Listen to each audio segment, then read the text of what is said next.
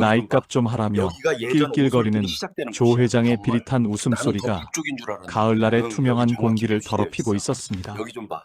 그 녀석은 지적도를 제 눈앞에 흔들어대며 치매 기운이 있는 노인네 편을 들지 말라고 제 가슴팍을 툭툭 쳤습니다. 30년 전 제 인생을 송두리째 앗아갔던 그날의 상사들도 꼭 그런 표정을 짓고 있었습니다. 정직이 밥 먹여주느냐며 대세를 따르라고 비웃던 그 비겁한 얼굴들 말입니다. 저는 손에 쥐고 있던 낡은 낫의 자루를 부러질 듯 꽉 쥐었습니다. 장갑 너머로 전해지는 손가락의 미세한 떨림은 두려움이 아니라 평생 억눌러왔던 측량사로서의 깡다구가 다시 꿈틀거리는 전율이었습니다. 지독하게도 평화로운 아침이었습니다. 새벽 이슬을 머금은 흙의 냄새는 달콤했고 텃밭의 잡초를 하나하나 뽑아낼 때마다 손끝에 닿는 대지의 감촉은 제 노후의 유일한 안식처였습니다. 귀농한 지 5년 저는 세상이 그어놓은 모든 경계 밖으로 밀려나 그저 고요 속에 머무는 법을 배우고 있었습니다. 하지만 그 정막은 담장 너머 미연 시내 과수원에서 들려온 찢어지는 비명소리에 산산조각이 났습니다. 미연 씨는 이 메마른 시골 생활에서 제게 유일하게 다정한 인사를 건네던 사람이었습니다. 기표 씨, 허리 좀 펴고 하세요. 여기 시원한 보리차 좀 드시고요. 그녀의 목소리는 늘 갓 피어난 목련처럼 화사했고 그녀가 건네는 차 한 잔에는 남들에게 말 못할 제 지난 세월의 회한을 녹여주는 따스함이 있었습니다. 그런 그녀가 지금 과수원 한복판에서 하얗게 질린 얼굴로 주저앉아 있었습니다. 그 앞에는 검은색 세단에서 내린 덩치, 큰 사내들과 번들거리는 비싼 등산복을 걸친 조 회장이 가래침을 뱉으며 버티고 서 있었습니다. 조 회장은 자신의 땅이라며 과수원 한복판에 시커먼 쇠말뚝을 박으라고 소리쳤습니다. 미연 씨는 남편이 평생을 바쳐 일궈온 배나무들을 지키려고 사내들의 바짓가랑이를 붙잡고 매달렸습니다. 하지만 돈 냄새만 쫓는 사내들에게 한 여인의 눈물 따위는 흙먼지만도 못한 모양이었습니다. 거친 손길에 밀려 미연 씨가 흙바닥으로 나뒹굴 때 그녀가 입고 있던 분홍색 가디건이 누렇게 오염되는 것을 보며 제 가슴 속 어딘가에서 툭 하고 무언가 끊어지는 소리가 들렸습니다. 저는 낫을 내려놓고 천천히 담장을 넘었습니다. 조 회장이 기세등등하게 펼쳐 보인 지적도가 가을 햇살에 반사되어 눈부시게 번뜩였습니다. 저는 한 걸음 다가가 그 종이 조각 위에 그려진 선들을 훑었습니다. 30년입니다. 이 나라 산천 초목의 길이를 재고 0.1mm의 오차를 잡기 위해 빗속에서도 측량기를 붙잡고 밤을 지새웠던 세월이 말입니다. 제 눈은 더 이상 평범한 노인의 눈이 아니었습니다. 그것은 대지의 지문을 읽어내는 정밀한 렌즈였습니다. 조 회장이 들고 있는 지도는 정교해 보였지만 제 안의 감각이 경고음을 울렸습니다. 능선의 곡선이 부자연스럽게 휘어져 있었고 계곡의 기점과 도로의 접점이 미세하게 틀어져 있었습니다. 지적 공사에서 제가 퇴출당하던 날 그들이 조작했던 바로 그 수법이었습니다. 이 지도는 가짜야.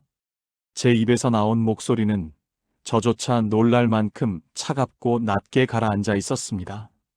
조 회장은 제 말을 듣고 코웃음을 치며 뇌물 처먹고 잘린 영감탱이가 무슨 헛소리냐며 악을 써댔습니다. 마을에 퍼진 제 소문은 이미 그놈의 손을 거쳐 더럽혀져 있었습니다. 사내들이 들어올린 거대한 한마가 미연 씨가 소중히 가꾸던 돌담을 내려쳤습니다. 쾅, 쾅 소리가 날 때마다 제 심장도 함께 내려앉는 듯 했습니다. 그 돌 하나하나를 쌓으며 미연 씨가 흘렸을 땀방울과 먼저 간 남편을 그리워하며 다독였을 세월이 가루가 되어 흩날렸습니다. 안 돼, 제발 그만둬요. 미연 씨의 애절한 외침은 사내들의 기계적인 웃음소리에 묻혀버렸습니다. 저는 무릎이 까진 채 떨고 있는 그녀의 곁으로 다가가 흙투성이가 된 손을 잡았습니다. 그녀의 손은 얼음장처럼 차가웠고 그 떨림은 제 심장 깊숙한 곳까지 전해졌습니다. 저는 그녀를 부축해 일으키며 마음속으로 굳게 다짐했습니다. 걱정 마세요, 미연 씨. 저들이 박은 저 말뚝 내일이면 제 손으로 다 뽑아버릴 겁니다. 제 목소리는 비장했습니다. 땅은 결코 거짓말을 하지 않습니다.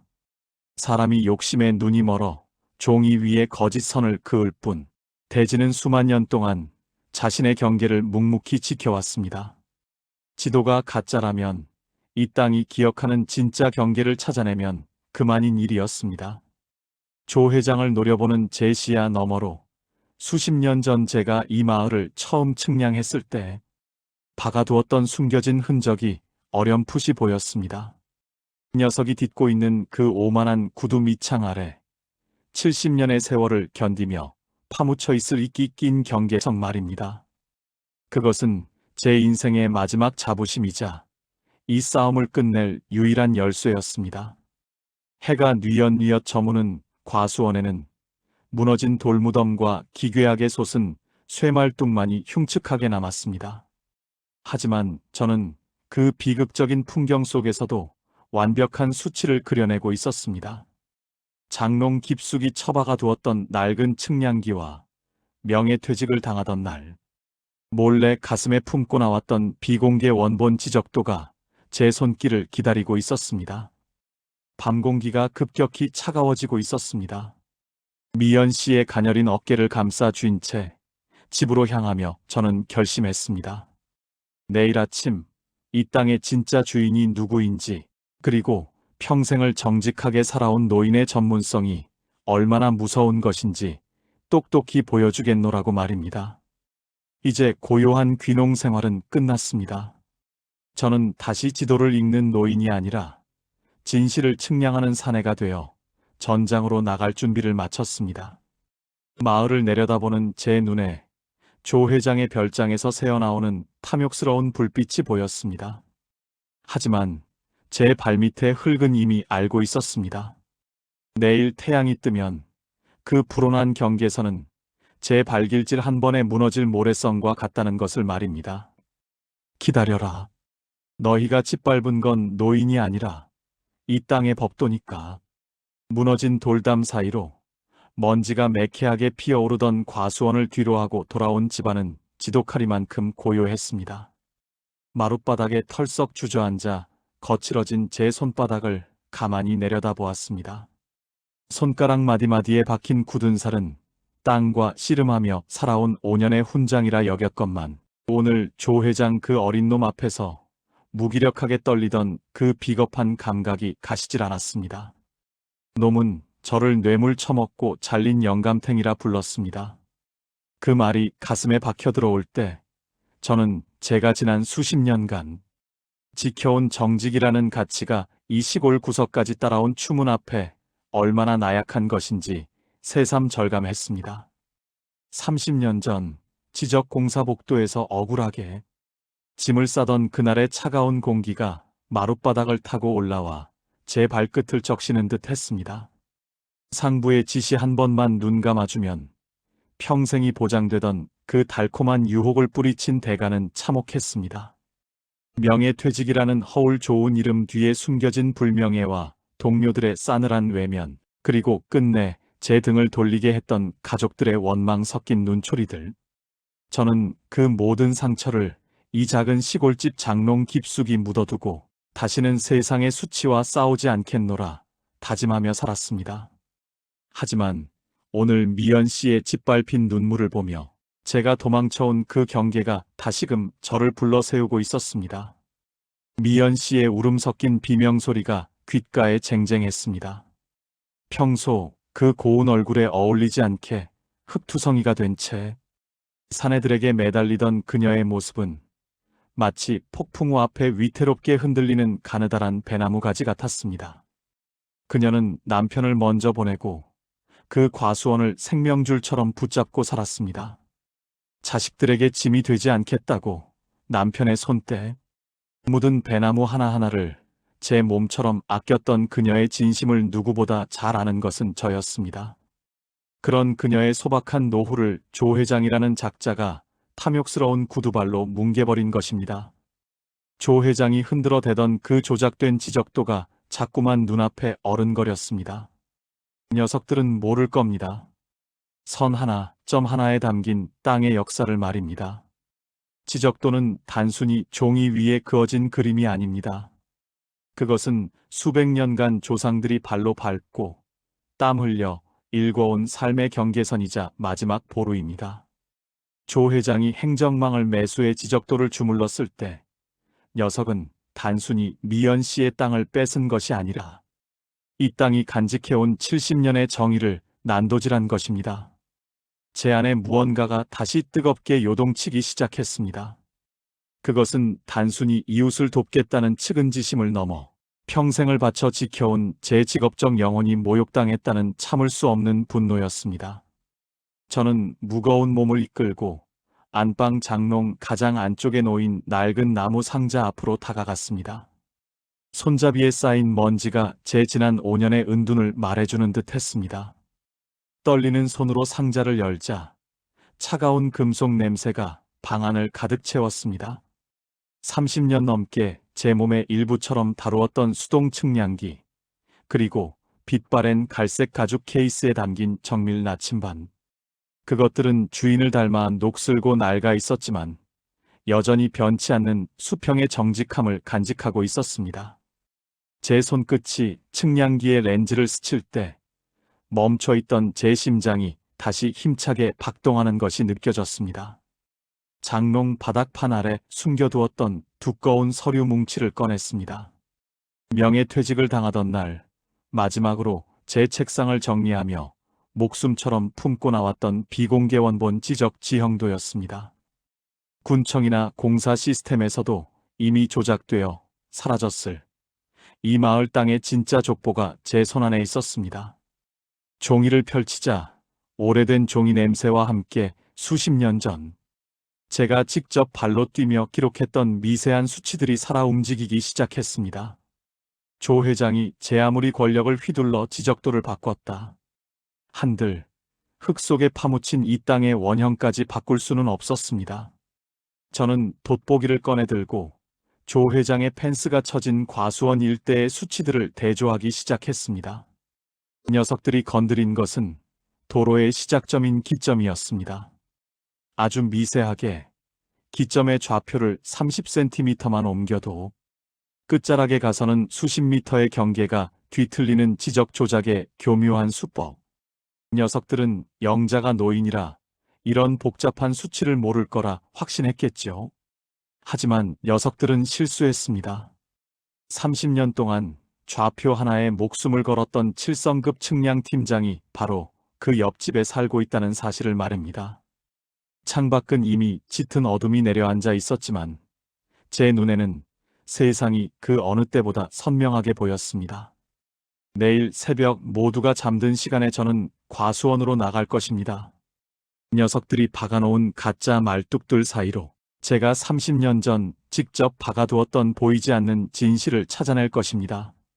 지적도에는 없지만 이 땅이 기억하고 있는 낀 경계석과 지하에 묻힌 배수관의 흐름이 제 증인이 되어줄 것입니다.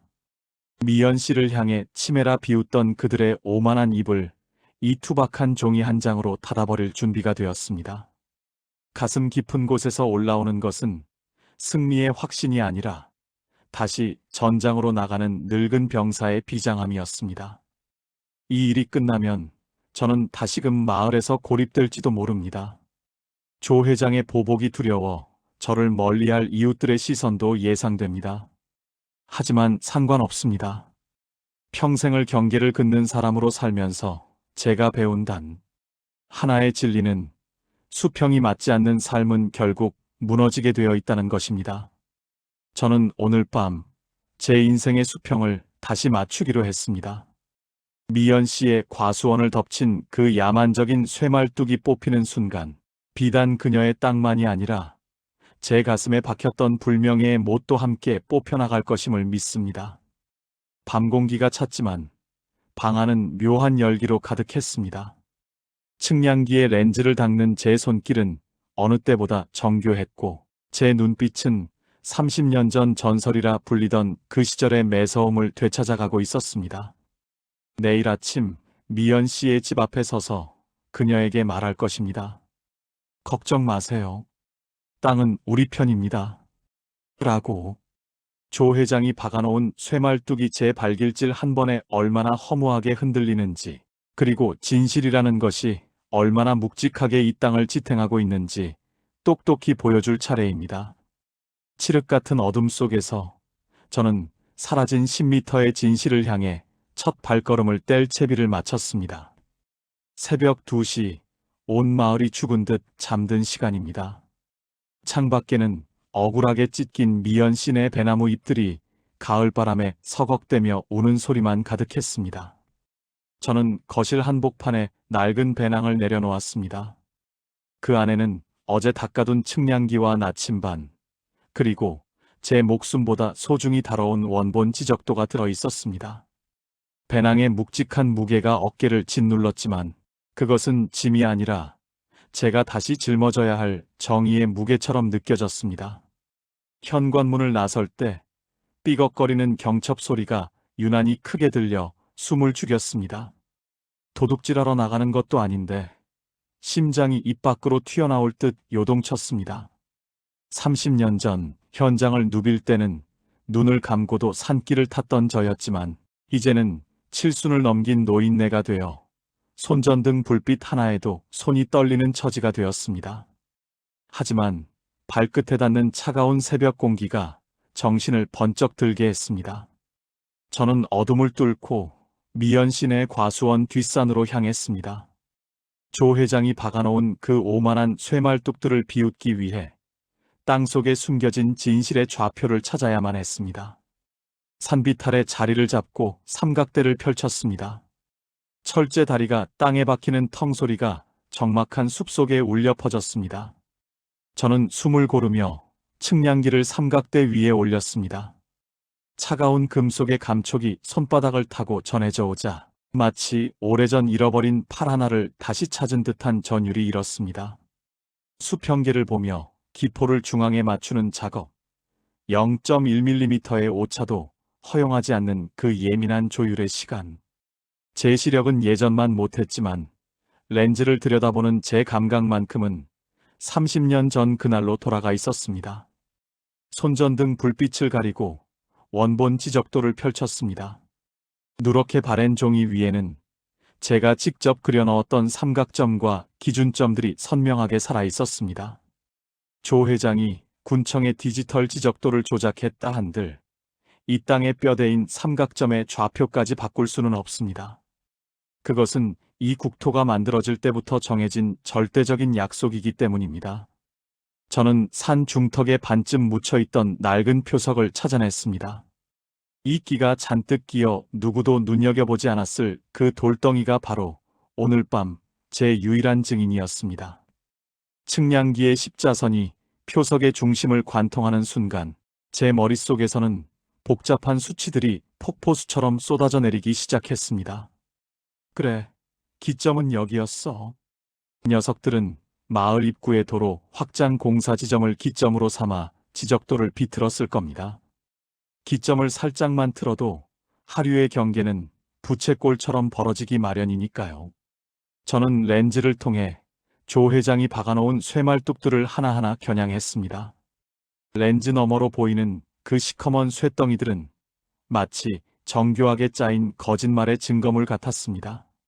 수치를 계산할 때마다 제 입술은 바르르 떨렸습니다. 1m, 2m. 아니, 녀석들은 무려 10m가 넘는 땅을 통째로 옮겨 놓았습니다. 미연 씨의 과수원 절반이 순식간에 조 회장의 땅으로 둔갑해 있었습니다. 배나무 수십 그루가 자라는 그 비옥한 흙더미가 종이 위에서는 타인의 소유로 기록되어 있었던 겁니다. 녀석들은 미연 씨가 법도 모르고 수치도 모르는 노인이라는 점을 악랄하게 이용했습니다.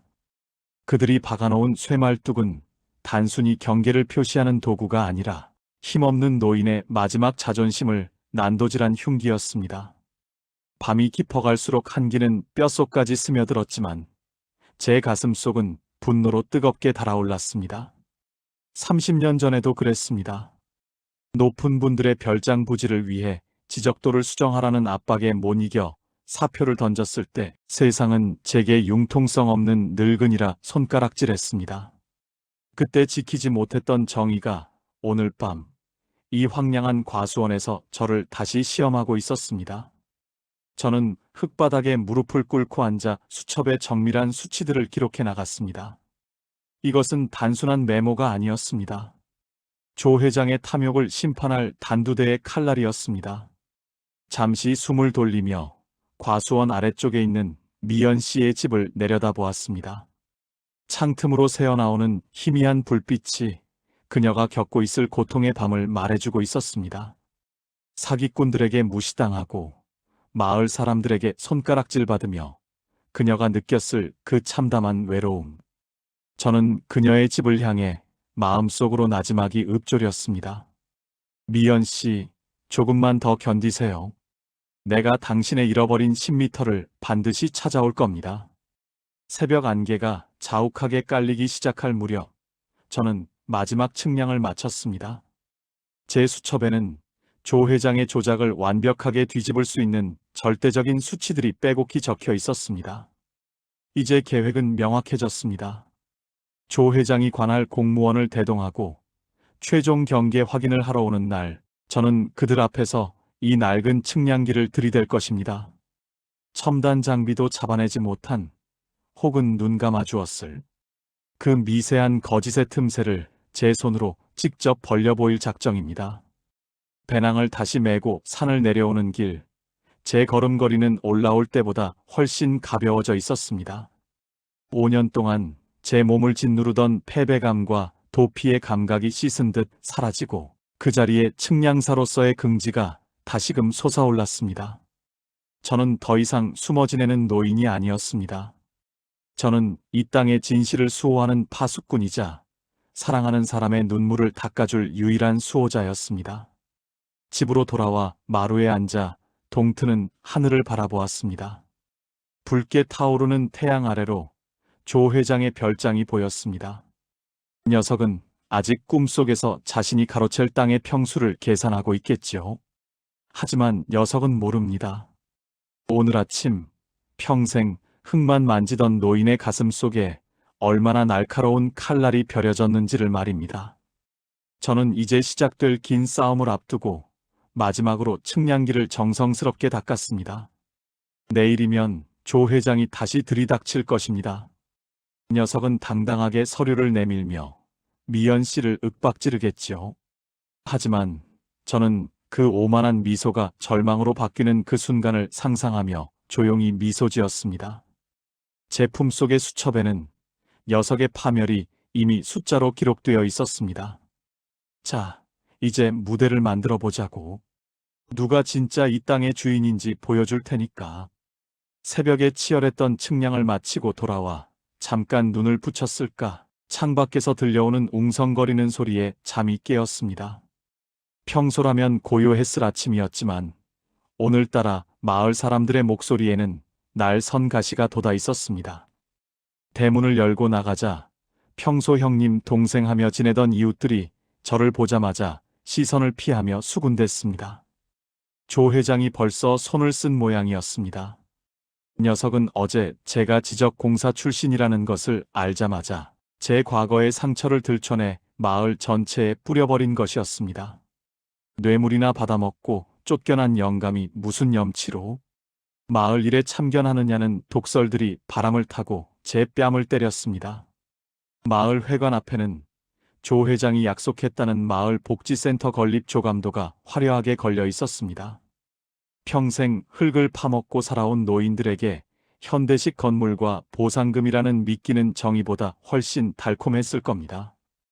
어제까지만 해도 미연 씨의 처지를 안타까워하던 이들이 이제는 그녀를 마을 발전을 가로막는 욕심쟁이로 몰아세우고 있었습니다. 그 사람의 마음이라는 것이 이토록 가볍고 비릿한 것인지 70평생을 살고도 다시금 뼈저리게 느꼈습니다. 저는 그들의 차가운 시선을 뚫고 미연 씨의 집으로 향했습니다. 배낭 속에 든 어젯밤의 측량 수천만이 제 유일한 아군이었습니다. 미연 씨의 집 마당은 어제보다 더 황량했습니다. 무너진 돌담 위로 조 회장이 박아놓은 시커먼 쇠말뚝들이 마치 묘비처럼 서 있었고, 배나무들은 꺾인 가지를 늘어뜨린 채 신음하고 있었습니다. 현관문 앞에 멍하니 앉아있던 미연 씨는 저를 보자마자 억지로 미소를 지어 보였지만 눈가에 맺힌 눈물 자국까지 감출 수는 없었습니다. 마을 사람들이 자신을 어떻게 부르는지, 조 회장이 어떤 소문을 퍼뜨렸는지 그녀도 이미 알고 있었습니다. 그녀는 제게 미안하다며 고개를 숙였습니다. 자신 때문에 제 과거까지 들춰지게 되어 정말 면목이 없다는 그 가냘픈 목소리에 가슴 한구석이 아릿해왔습니다. 저는 그녀의 곁에 앉아 어젯밤 산속에서 적어내려간 수첩을 펼쳐 보였습니다. 조작된 기점 좌표, 뒤틀린 경계선, 그리고 녀석들이 도둑질해간 10m의 진실을 하나하나 짚어주었습니다. 복잡한 수치와 전문 용어들을 다 이해하지는 못하겠지만 그녀는 제 눈빛에서 진실을 읽어내는 듯 했습니다. 기표씨, 저는 기표씨 믿어요. 사람들이 뭐라 하든 상관없어요. 그녀가 조심스레 제 투박한 손등 위에 자신의 손을 포개었습니다. 평생 측량기만 만지느라 거칠고 딱딱해진 제 손 위로 전해지는 그녀의 온기는 차가웠던 새벽녘의 한기를 단번에 녹여버릴 만큼 따뜻했습니다. 그 평화로운 순간을 깬 것은 조 회장의 요란한 경적 소리였습니다. 녀석은 다시 나타나 제게 거액의 수표가 든 봉투를 내밀며 회유하려 들었습니다. 마을 사람들 앞에서는 저를 사기꾼이라 욕하면서도 내심 제 실력이 두려웠던 모양입니다. 조 회장은 안색을 싹 바꾸며 본색을 드러냈습니다. 녀석은 다음 주에 군청에서 정식 지적 재조사 팀이 올 것이며 이미 모든 라인을 짜놓았으니 노인네가 백날 떠들어봤자 소용없을 거라고 으름장을 놓았습니다. 이것이 이번 싸움의 가장 큰 변수였습니다. 군청의 시스템 자체가 조 회장의 편이라면 제가 가진 원본 지적도는 그저 종이 조각에 불과할지도 모른다는 공포가 밀려왔습니다. 조 회장이 떠난 자리에는 정적보다 무거운 절망이 내려앉았습니다. 집까지 철거당할 위기에 처한 미연 씨는 결국 참았던 울음을 터뜨리고 말았습니다. 저는 그녀의 어깨를 감싸 안으며 입술을 깨물었습니다. 녀석들은 공권력이라는 거대한 벽을 등에 업고 우리를 벼랑 끝으로 밀어넣고 있었습니다. 하지만 저는 포기할 수 없었습니다. 아니, 포기할 수 없는 이유가 하나 더 생겼습니다. 제 품 안에서 떨고 있는 이 가냘픈 여인을 위해, 그리고 평생을 정직하게 살아온 제 인생의 마지막 명예를 위해 저는 이 벽을 부숴야만 했습니다. 하늘은 마치 조 회장 그놈의 검은 속내처럼 무겁게 내려앉아 있었습니다. 예보에도 없던 늦가을 장대비가 과수원의 메마른 흙바닥을 사정없이 두들기기 시작했습니다. 대문 앞에는 군청에서 보냈다는 강제 철거 집행 예고장이 빗물에 젖어 흉측하게 너덜거리고 있었습니다. 조 회장은 이미 행정 절차를 끝냈다며 내일 아침이면 포클레인을 끌고 오겠다고 미연 씨를 향해 최후 통첩을 날렸습니다. 자식들에게 전화 한 통 못한 채 텅 빈 거실에서 떨고 있는 미연 씨의 뒷모습을 보며 제 심장은 누군가 꽉 쥐어짜는 듯한 통증을 느꼈습니다. 하지만 저에겐 아직 비장의 카드가 하나 남아 있었습니다. 어젯밤 30년 전의 낡은 지형도를 대조하며 찾아낸 그 한 줄기 희망 말입니다. 일제강점기 시절부터 이 땅의 근간을 지탱해온 지적도에도 나오지 않는 전설적인 숨은 경계 표석. 그 표석만 찾아낸다면 조 회장이 조작한 모든 좌표는 한순간에 모래성처럼 무너져 내릴 것입니다. 저는 주저없이 낡은 비옷을 걸쳐 입고 삽과 곡괭이를 챙겨 과수원으로 향했습니다. 비바람이 몰아치는 산비탈은 금방이라도 무너져 내릴 듯 위태로웠지만 제 발걸음에는 한치의 망설임도 없었습니다. 과수원 구석 빗줄기는 더욱 거세졌습니다. 손전등 불빛은 빗줄기에 가려 한치 앞도 분간하기 어려웠고 젖은 흙은 끈적거리는 늪처럼 제 장화를 잡아당겼습니다. 지금이 아니면 기회가 없습니다. 빗물이 시야를 가리고 손가락 끝이 추위의 감각을 잃어가도 제 머릿속에는 오직 하나, 땅이 기억하고 있는 그 수치만이 선명하게 박혀 있었습니다. 곡괭이를 땅에 박아 넣을 때마다 무거운 진흙이 사방으로 튀어올랐습니다. 70년의 세월이 켜켜이 쌓인 흙은 좀처럼 속살을 내주지 않았습니다. 칠순을 넘긴 노구의 폐는 터질 듯이 가빠왔고 허리는 끊어질 듯한 통증을 보내왔습니다. 제발, 제발 좀 나와라. 저는 입 밖으로 나오지 않는 비명을 속으로 내지르며 다시 한번 곡괭이를 휘둘렀습니다. 그때였습니다. 둔탁한 금소금 대신 깡하는 맑은 돌 부딪히는 소리가 제 귓가를 때렸습니다. 저는 삽을 던져버리고 진흙투성이가 된 손으로 흙을 파헤치기 시작했습니다. 조금씩 그 모습을 드러내는 차가운 화강암의 질감. 거기에는 희미하지만 분명하게 각인된 지자 문양이 새겨져 있었습니다. 수십 년 동안 어둠 속에 갇혀있던 진짜 경계의 증거가 드디어 세상 밖으로 고개를 내민 것입니다. 조 회장이 아무리 돈으로 지적도를 새로 그리고 거짓 선을 그었다 한들 이 땅 깊숙이 뿌리 박힌 이 표석의 위치까지 바꿀 수는 없었습니다. 찾았어요. 미연 씨, 찾았다고요. 저는 흙바닥에 주저앉아 표석을 껴안고 아이처럼 울먹였습니다. 빗줄기는 여전히 거셌지만 더 이상 차갑게 느껴지지 않았습니다. 미연 씨가 제 곁으로 다가와 무릎을 꿇고 함께 그 돌덩이를 어루만졌습니다. 우리는 폭우가 쏟아지는 과수원 한복판에서 서로를 의지한 채 한동안 숨을 골랐습니다. 세상 모두가 우리를 등지고 비웃을 때 이 차가운 돌덩이 하나가 우리의 진실을 지켜주고 있었습니다. 이제 반격의 시간입니다. 저는 카메라를 꺼내 표석의 위치를 촬영했습니다. 내일은 단순히 땅을 지키는 날이 아니라 위선으로 가득 찬 조 회장의 카르텔을 무너뜨리는 심판의 날이 될 것입니다. 폭우가 씻고 간 새벽 하늘은 잔인하리만큼 맑았습니다.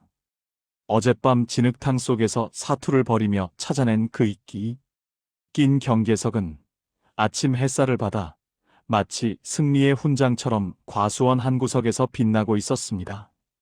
하지만 마을 입구에서 들려오는 육중한 포클레인의 궤도 소리는 제 낙관이 얼마나 순진한 것이었는지를 비웃듯 대지를 뒤흔들며 다가왔습니다. 조 회장은 군청 지적과 직원들을 대동하고 나타났습니다. 녀석들은 제가 밤새 파헤쳐 놓은 경계 표석을 보더니 귀찮은 쓰레기를 발견했다는 듯 비웃음을 흘렸습니다. 영감님, 이런 출처도 불분명한 돌덩이가 무슨 법적 효력이 있다는 겁니까? 이 수치는 조작된 거예요. 녀석들의 말 한마디에 70년의 세월을 견뎌온 진실은 한순간에 노인의 망집으로 전락해버렸습니다. 사내들은 최신형 레이저 측량기를 꺼내들더니 이미 조 회장과 짜맞춘 듯한 수치를 기계적으로 읊어댔습니다. 조 회장이 행정전산망을 건드렸을 거라는 제 확신은 공권력을 빌린 그들의 오만한 태도 앞에서 무력하게 깨져나갔습니다. 미연 씨는 믿었던 국가기관의 단호한 태도에 넋을 잃은 채 마당 한복판에 우두커니 서 있었습니다. 그녀의 유일한 희망이었던 저마저 미친 노인 취급을 받자 그녀의 눈동자에서 마지막 빛이 꺼져가는 것을 보았습니다. 조 회장은 승기를 잡았다는 듯 녀석들에게 철거를 지시했습니다. 포클레인의 거대한 집게발이 미연 씨가 평생 가꿔온 배나무의 몸통을 사정없이 움켜쥐었습니다. 우지끈하며 나무가 비명을 지르며 찢어지는 소리는 마치 제 뼈가 부러지는 소리 같았습니다. 흙먼지가 미연 씨를 덮쳤고 그녀는 외마디 비명과 함께 바닥으로 고꾸라졌습니다. 쓰러진 미연 씨를 부축해 안았을 때 그녀의 몸은 마치 한겨울 서리를 맞은 낙엽처럼 바스라질 듯 가벼웠습니다. 저는 흙바닥에 주저앉아 그녀를 가슴에 묻은 채 울부짖었습니다. 조 회장과 그 하수인들은 쓰러진 여인에겐 눈길조차 주지 않고 무자비한 철거를 이어갔습니다. 마을 사람들은 멀찌감치 서서 그 광경을 지켜보고 있었습니다. 누구 하나 나서서 이건 너무한 거 아니냐고 말해주는 이가 없었습니다. 30년 전 불의에 항거하다 쫓겨났던 그날처럼 저는 다시 한번 철저하게 혼자가 되었습니다. 아니, 그때보다 더 가혹한 것은 제 옆에 쓰러진 이 가녀린 사람의 삶까지 제가 망가뜨린 것 같다는 죄책감이었습니다. 밤새 비를 맞으며 땅을 팠던 노구의 몸뚱아리는 비명을 질러댔습니다. 고열이 끓어오르고 시야는 흐릿하게 번졌습니다. 저는 미연 씨를 데리고 집 안으로 도망치듯 들어왔습니다. 밖에서는 여전히 과수원이 파괴되는 소리가 천둥처럼 울려 퍼졌습니다. 저는 어두운 방 안에 앉아 깨어나지 않는 미연 씨의 차가운 손을 잡고 밤새도록 소리 없는 눈물을 쏟았습니다. 하지만 그 깊은 절망의 밑바닥에서 저는 다시 한번 기묘한 불꽃이 튀는 것을 느꼈습니다. 조 회장이 제 땅과 집은 뺏을 수 있을지 몰라도 제 머릿속에 각인된 그 불변의 수치는 결코 뺏지 못했다는 사실입니다. 미연 씨, 조금만 더 기다리세요. 내가 여기서 무너지면 저들이 이기는 겁니다. 미연 씨가 희미하게 눈을 뜬 것은 새벽녘이었습니다. 그녀는 제 손을 꼭 쥐며 기표 씨, 이제 그만해요. 라고 힘없이 말했습니다. 하지만 저는 그녀의 이마를 닦아주며 차갑게 미소 지었습니다. 아니요, 이제 시작입니다. 녀석들이 건드린 게 무엇인지 내가 똑똑히 보여줄 겁니다. 운명의 날이 밝았습니다. 미연 씨의 과수원은 이미 포클레인에 의해 만신창이가 되어 있었지만 저는 그 폐허 위에서 오히려 차분해지는 심장 소리를 들었습니다. 법원에서 파견된 정식 재측량팀과 조 회장, 그리고 녀석의 비호 아래 당당하게 어깨를 펴고 나타난 군청 직원들까지. 녀석들은 오늘이 미연 씨의 땅을 완전히 집어삼키는 장례식이 될 거라 확신하는 눈치였습니다.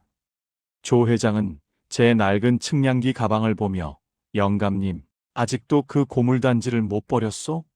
시대가 어느 땐데 헛수고를 해? 라며 비릿한 동정의 눈길을 보냈습니다. 저는 대답 대신 묵묵히 제 자리를 잡았습니다. 사자가 사냥감을 덮치기 전 가장 낮은 자세로 웅크리는 법을 저는 평생 땅 위에서 배웠습니다. 법원 측량팀은 최신형 GNSS 위성 측량기를 꺼내 들었습니다. 녀석들은 기계가 뱉어내는 수치만이 절대적인 진리인 양, 거드름을 피우며 과수원 경계를 훑기 시작했습니다. 하지만 제 눈에는 보였습니다. 녀석들이 기준점으로 삼은 마을 입구의 삼각점이 미세하게 뒤틀려 있다는 사실을 말입니다. 조 회장은 이미 그 삼각점의 좌표 데이터 자체를 전산상에서 비틀어 놓은 것이 분명했습니다. 시스템이 오염되었다면 그 시스템을 이용하는 최신 장비는 정교한 거짓말쟁이에 불과합니다. 저는 녀석들이 역시 조 회장님 땅이 맞네요. 라며 확정 판결을 내리려는 찰나 배낭에서 30년 된 수동광학 측량기를 꺼내 삼각대를 세웠습니다. 잠깐, 제 측량은 내가 합니다. 제 낮은 목소리에 현장에는 서늘한 긴장감이 감돌았습니다. 법원 직원들이 노망난 노인네 취급하며 저를 밀쳐내려 했지만 저는 제 품 안에서 빛바랜 지적 측량 1급 기사 자격증과 전직 지적공사 측량팀장 명패를 꺼내 들었습니다. 녀석들의 눈동자가 흔들리기 시작했습니다. 저는 녀석들이 무시했던 그 낡은 렌즈 속에 눈을 맞추었습니다. 렌즈 너머로 보이는 세상은 디지털 숫자가 아닌 대지의 기하학적 골격으로 다시 태어났습니다. 저는 녀석들이 기점으로 삼은 가짜 좌표 대신 어젯밤 제가 폭우 속에서 파냈던 그 70년 전의 경계표석을 기점으로 삼았습니다. 삼각점 A-12 지점의 좌표를 확인하십시오. 당신들이 가진 데이터는 도로 확장 공사 당시 임의로 보정된 수치입니다. 진짜 기점은 이 표석 아래 묻힌 원형 기준점입니다. 제 단호한 지적에 법원 팀장의 얼굴이 하얗게 질렸습니다. 저는 직접 측량기를 조절하며 수평을 맞추고 각도를 읽어 내려갔습니다. 0.1mm의 오차도 허용하지 않는 정밀한 손놀림. 수십 년간 수만 번을 반복했던 그 동작이 제 몸에 새겨진 본능대로 살아 움직였습니다. 제가 불러주는 수치들이 하나둘씩 기록지에 적힐 때마다 조 회장의 오만한 미소는 경악으로 바뀌어 갔습니다. 녀석들이 10m를 도둑질하기 위해 비틀어 놓은 그 미세한 각도의 왜곡이 제 낡은 측량기 렌즈를 통해 만천하에 그 추악한 정체를 드러내고 있었습니다. 보십시오. 기점 좌표를 30cm 옮겨서 과수원 전체 경계를 부채꼴로 벌려놓았군요. 이건 실수가 아니라 명백한 지적 사기입니다. 제 선포에 현장은 아수라장이 되었습니다.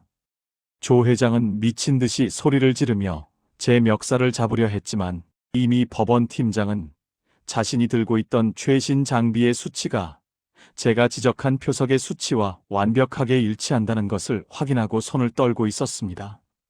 기계는 속일 수 있어도 70년을 버틴 대지의 증거와 그 증거를 읽어내는 노병의 눈은 속일 수 없었던 것입니다.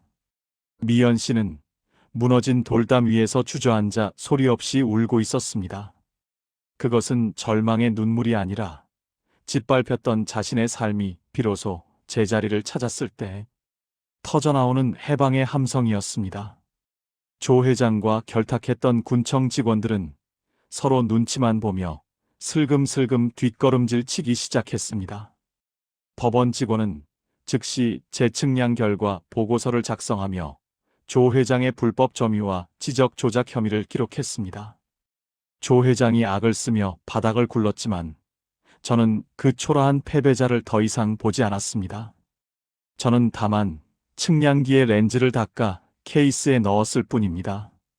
30년 전 제가 지키려다 쫓겨났던 그 정직이라는 가치가 오늘 이 자리에서 비로소 완성되었음을 느꼈습니다.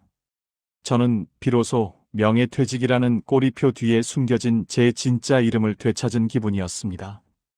아수라장이 된 현장을 뒤로하고 저는 미연 씨에게 다가갔습니다.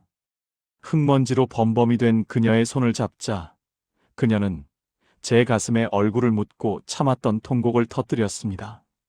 저는 그녀의 어깨를 토닥이며 파괴된 과수원을 내려다보았습니다. 나무들은 꺾였고 담장은 무너졌지만 이제 그 땅은 오롯이 그녀의 것이었습니다. 미연 씨, 이제 끝났습니다. 우리가 이겼어요. 제 목소리는 갈라져 있었지만 그 어느 때보다 힘이 있었습니다. 70평생 땅을 측량하며 살았지만 오늘처럼 아름다운 수치를 읽어낸 적은 없었습니다.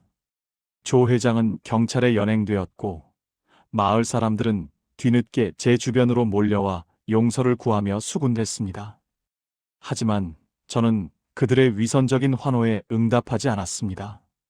사람의 마음은 지적도처럼 명확한 선으로 그을 수 없다는 것을 잘 알기 때문입니다. 저는 오직 제 곁에서 숨을 고르는 미연 씨만을 바라보았습니다. 우리는 파괴된 과수원 한복판에서 다시 피어날 백꽃을 상상하며 길고도 짧았던 전쟁의 마침표를 찍었습니다.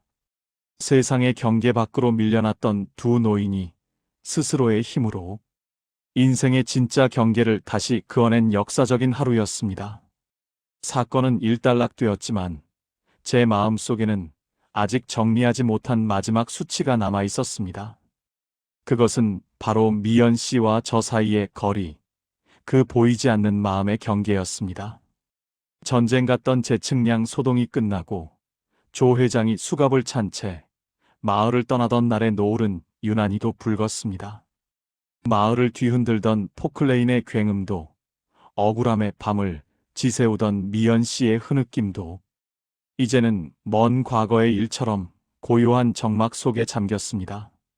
조 회장과 결탁했던 이들은 줄줄이 조사를 받으러 불려나갔고 저를 사기꾼이라 손가락질하던 마을 사람들은 이제 제 집 앞에 머쓱한 표정으로 사과 한 박스씩을 슬쩍 놓고 사라지곤 합니다. 하지만 저는 그들의 뒤늦은 사과보다 이제야 제자리를 찾은 미연 신의 과수원 돌담을 바라보는 것이 훨씬 마음 편했습니다. 삐뚤게 그어졌던 세상의 욕심을 바로잡고 나니 제 인생을 짓누르던 그 무거운 명예퇴직의 굴레도 비로소 가벼워지는 것을 느꼈습니다. 요즘 저는 제 밭보다 미연 씨네 과수원에서 보내는 시간이 더 많아졌습니다. 조 회장이 무너뜨린 돌담을 하나하나 다시 쌓는 일은 생각보다 고된 노동이었지만 돌 하나를 올릴 때마다 미연 씨의 굳어있던 얼굴에도 조금씩 화사한 미소가 피어났습니다.